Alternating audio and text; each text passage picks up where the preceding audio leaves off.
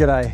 I just came back from a guided hunt with 4 blokes from Sydney, and we had a really eventful first afternoon. After that, not so eventful, but what happened was I put them down 2 alleys where they had long range opportunities, but also plenty of opportunity for the animal to come in closer. And one pair had a really nice buck come out at 240 yards or meters. I'm not sure what he was ranging in. Tony, do you see the buck on the right over? Make a noise. Either way, it's a pretty realistic shot to make. And the other fella had a couple of deer come out at 550 meters. So that's a different ballpark. Unfortunately, the blokes that were in front of the buck, the shooter had a bit of target panic and he got away. I'm pretty sure this was the same buck that I actually glassed up with Leigh in February, March. So look, I'm glad to see that he survived. He's a good example of the species, and mate, hopefully someone else will be the lucky ones to get him.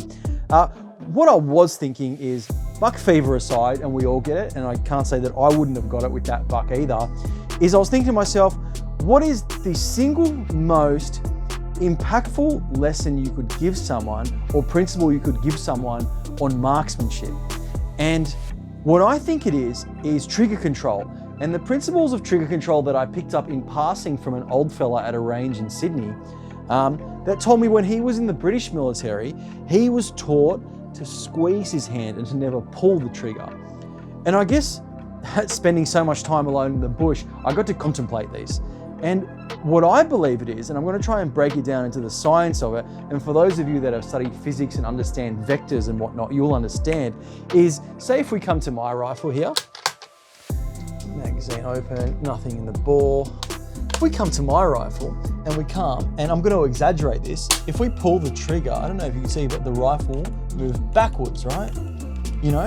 And that's because when we pull the trigger, it's a one-dimensional movement. Now I'll bring the camera closer so I can kind of explain what I believe to be a core principle of good marksmanship, and that's trigger control. We'll load the firing pin again. Now, think of pulling the trigger. You're applying a one-dimensional vector force that actually pulls the rifle into your shoulder, or at least pulls the rifle into your hand. What this does is it torques the rifle. So we apply an uneven force that could raise, lower, left, right, however it moves the barrel, will change our point of impact. And we don't want that. We want a consistent point of impact. We want a predictable rifle. We want a predictable trajectory. And how we do that is applying good principles of trigger control. So, for instance, if I came here and I put my finger over the trigger, and then I found the center line of the rifle here, and synthetic stocks are great for this because they have a flash from the injection mold that you can find. I line my thumb on with that, and then I gently applied an equal and opposite vector force between my thumb and my finger, and I gently apply gradual pressure, and I squeeze, squeeze, squeeze, squeeze, squeeze, squeeze, pop. And what I've done is by applying 2 equal and opposite vector forces, I end up cancelling them out. So the rifle is not torqued at all, which means my point of impact, all other variables being excluded from this, my point of impact from my trigger control is always going to be the same. And that is very crucial with developing confidence, especially with long range shooting and long range hunting, among other things, obviously.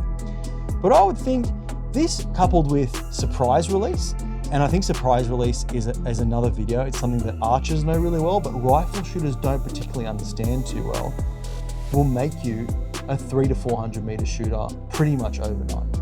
Well, there you have it. That is what I believe to be the single most impactful advice that I could give new shooters or shooters that want to improve their accuracy. I think good marksmanship coupled with excellent hunting skills means that not only can you come across an animal that's undisturbed, which gives us plenty of time to get into our good habits, to do our shot process, to get comfortable in position, but also it allows us to go and engage animals at a distance that we would otherwise find uncomfortable. And if you combine great marksmanship, like I said, with good hunting practice, it opens up a lot more opportunities. And when it comes to state land hunting in New South Wales and in Victoria, you really want to make use of every hunting opportunity in the environment around you. You want to be able to take advantage of of new kinds of hunts, of new ways to shoot, of new places, and places that you would have maybe thought before, oh no, there's no way I could shoot a deer there. Maybe you'll give it a go if you feel more comfortable behind your rifle. So there you have it. That's what I believe to be, the single most impactful lesson to good marksmanship, among others. And I'll do a video at a later date about surprise releases. So happy hunting.